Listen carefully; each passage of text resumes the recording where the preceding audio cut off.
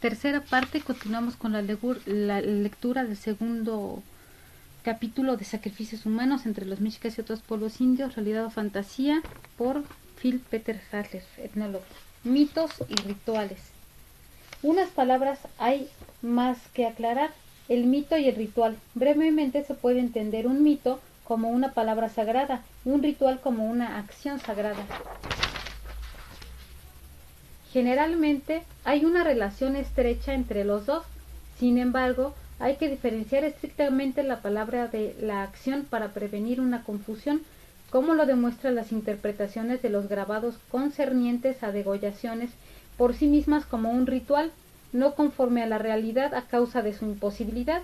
Hay que darse cuenta que a un acontecimiento mitológico pueden corresponder acciones simbólicas durante el ritual. Así, una matanza mitológica de hombres no necesita reactualizarse con un asesinato ritual por fuerza. Si a alguien no le basta la declamación del mito, se le puede celebrar en un misterio, fingiendo la matanza de los representantes. Esto pasa al fin del drama de los quiché, llamada Rabinalachi, aunque unos antropólogos afirman que este asesinato fingido es un resultado de la cristianización. No hay que olvidar que el drama del Rabinalachi se llama Shanoh, danza, en lengua quiché. Hay que notar que en el Popol Vuh este término significa el arte de desmenuzar y renovar de los héroes Hunahpu e Ixbalanque. Por Hanoch pudieron los héroes engañar y vencer a los señores de Xibalbá. Y así, en Hanoch significa más que danza, conteniendo un sentido mágico ilusorio. Entonces, el mito de matar a Tolgom y los correspondientes rituales escritos en los anales de los caxiqueles demuestran que no mataban a los niños, sino lo fingían. El texto en caxiquel dice claramente que se usan los ramos tiernos del sauca en vez de las flechas. Sha tunai shi ru keshevach ti ki kak, como Adrián Recinos ha explicado. Empecemos a observar los rituales que los mexicas practicaban durante las fiestas calendáricas. Se dice que en la mayor parte se sacrificaban cautivos, hechos en una guerra sagrada llamada Xochiyaoyot. Los etnohistoriadores americanos Frederick Hicks y Berry Isaac han probado con sus críticas de las fuentes que no hay ningún apoyo para estas hipótesis en las fuentes sobre las guerras floridas. Frederick Hicks escribe: los datos concernientes a las guerras floridas son escasos, pero ciertamente no justifican la generalización de que estas guerras tenían por objeto obtener cautivos para sacrificar. No había una institución para obtener víctimas para los supuestos sacrificios humanos.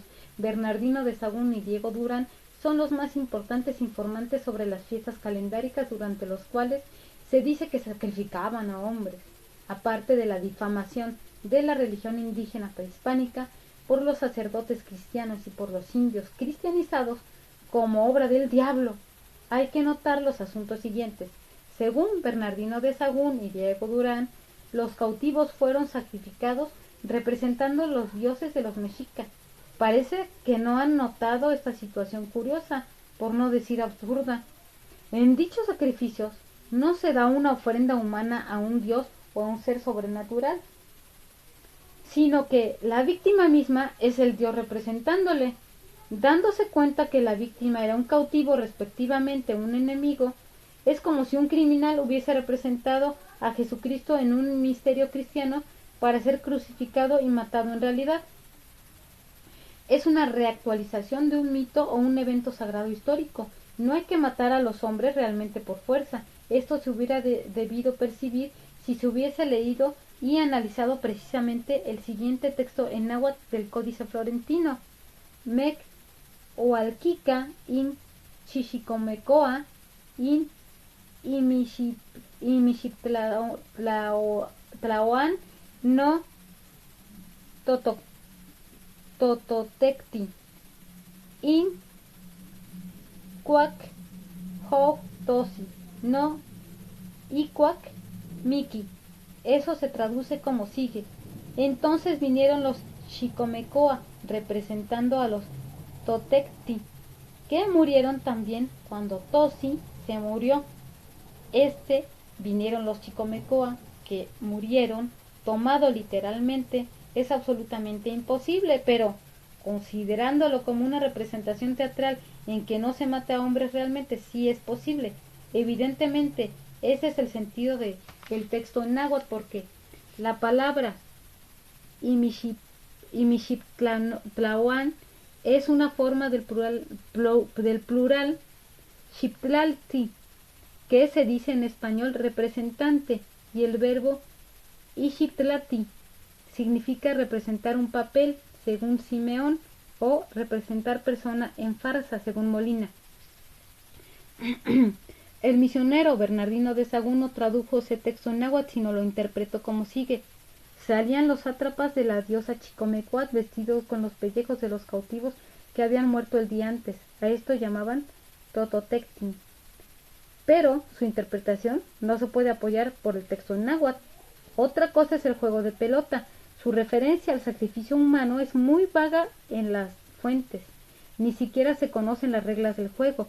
Es incomprensible cómo antropólogos y arqueólogos pueden tener por cierto que al final de este juego se hubiera matado a los perdedores y de vez en cuando a los vencedores.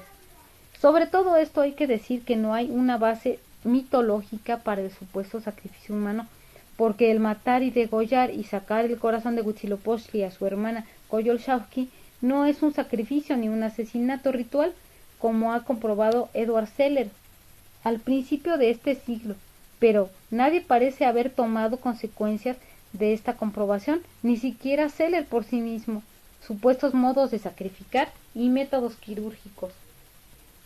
Si se hubieran tomado en cuenta los métodos posibles para extraer el corazón, como se conoce en la cirugía y en la autopsia, y si se hubiera tratado de verificarlos por las fuentes, se hubiese debido percibir que el diablo no danza en las ceremonias indígenas, como dicen los misioneros, sino que baila en las cabezas de estos que han creado estas caricaturas en la religión indígena. En la cirugía moderna y en la autopsia se conocen 5 métodos de la cardioectomía. Primero, aserrar el esternón con una sierra circular. Segundo, cincelar el esternón con un martillo y un cincel. Tercero, abrir el abdomen abajo de las costillas con un cuchillo. Cuarto, abrir y extender el espacio intercostal con un cuchillo y unas pinzas separadoras especiales. Quinto, cortar el cartílago entre las costillas y el esternón con un cuchillo. Los primeros 4 fueron descritos excelentemente por Robicsek y Hales en su conferencia de Dumbarton Oaks, pero los autores omitieron verificarlos por las fuentes. Se contentaron con citar los testimonios obtenidos bajo tortura de los mayas, que, como anteriormente he mencionado, no valen nada como pruebas. Es el método número 1 que Robicsek y Hales tienen por el más probablemente usado, pero parece que ellos han olvidado que para eso se necesita una sierra. Además, en ninguna fuente se habla de una sierra para el sacrificio humano y tampoco existen grabados ilustrando este método. Las fuentes concuerdan siempre en palabra y grabado en el uso de un cuchillo de pedernal, pero solo con un cuchillo se podría abrir el abdomen. Con referencia a esto, hay que objetar que las fuentes, tanto en español como en náhuatl, hablan de abrir el pecho. Aún Bernardino de Sahagún sabe precisar de tetilla o a tetilla, o un poco más abajo. Esto además no corresponde con el texto náhuatl.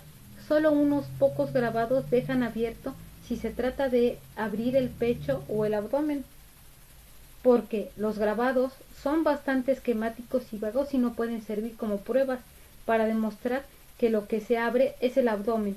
Además, no se puede apoyar este método con una fuente escrita. No hay ningún indicio en las fuentes para el método 2. Sobre todo faltan hallazgos de esqueletos correspondientes, tanto como para los otros métodos. Solamente el método 3 dejaría huellas en el esqueleto. Hay que darse cuenta además que la mayoría de las declaraciones sobre el sacrificio humano son muy vagas. Solo unas poquitas contienen detalles. Ya es extraño que se tenga a los mexicas por los asesinos más grandes de todos los tiempos, así como el que los supuestos sacrificios humanos tengan la fama de ser su característica muy específica, cuando justamente el sacrificio del corazón está tan escasamente documentado. Otros tipos de sacrificio humano son todavía más escasos, como la decapitación, el desollamiento y el sacrificio gladiatorio. Con frecuencia la degollación es ilustrada como si se practicara con ayuda de un cuchillo, lo cual no es fidedigno. El desollamiento, Tlacachipewalistli, es descrito en las fuentes como si se pudiera escapar de la piel como de un vestido. Un solo corte desde la nuca hasta los riñones debería ser suficiente para desollar la piel en una pieza entera, como ilustran las presentaciones de Xipetotec. Además, hay que objetar que en otras culturas existen grabados de pellejos humanos sin tratarse de sacrificios humanos, demostrando la imaginación y la libertad artística.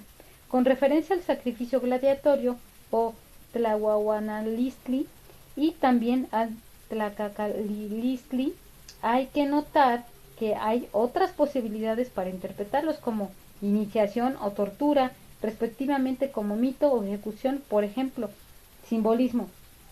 En general, se ha tomado mucho menos en cuenta el simbolismo indígena. Como se ha dicho antes, se practicaban y todavía se practican rituales en México en que se matan plantas y piedras personificadas. El corazón significa en todas las lenguas indígenas también un sentido figurativo, y no hay que olvidar las numerosas metáforas así. Yolotli, Estli, literalmente corazón y sangre, equivale al cacao y no indica el sacrificio humano. Es bien conocido el dicho, tener el corazón en la mano, pero esto no significa que fue sacado del pecho, como he dicho anteriormente.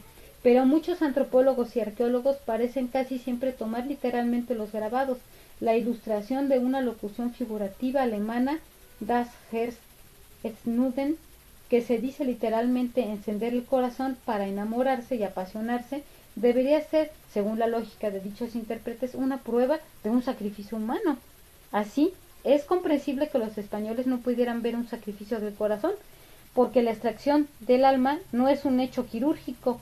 Representando un papel, no se necesita matar a hombres realmente, como prueban los mencionados rituales de los cachiqueles, por ejemplo. Finalmente, hay que notar que se habla mucho de los chamanes, pero no de su iniciación. Entonces la iniciación, culminándose con una muerte mística, es muy importante en la vida de un chamán. Por esto hay que reflexionar sobre una confusión de la muerte mística con los supuestos sacrificios humanos, como Han Van Baal, un científico de religiones, ya ha señalado. Conclusión. Resumiendo, hay que notar que no cada grabado que muestra la muerte de algún hombre debe tratarse en realidad de un sacrificio humano, tanto como que los hallazgos de esqueletos y huesos no son suficientes como pruebas de la existencia del sacrificio humano. Además, hay que tomar muy en cuenta el simbolismo y las metáforas indígenas, pues hay que insistir en que el extraer el alma del cuerpo no se trata de una acción quirúrgica. Finalmente, los grabados y pictogramas que ilustran la muerte de algún personaje pueden tratarse de la representación de diferentes fenómenos, por ejemplo una ejecución o un asesinato, pero también un mito a la muerte mística durante una iniciación ritual. En suma, hay que decir que no existe ni un solo testigo presencial auténtico, ni se han encontrado las fosas comunes de las supuestas hecatombes de las víctimas que necesariamente debieron existir cuando algún cronista narra que fueron miles de ajusticiados.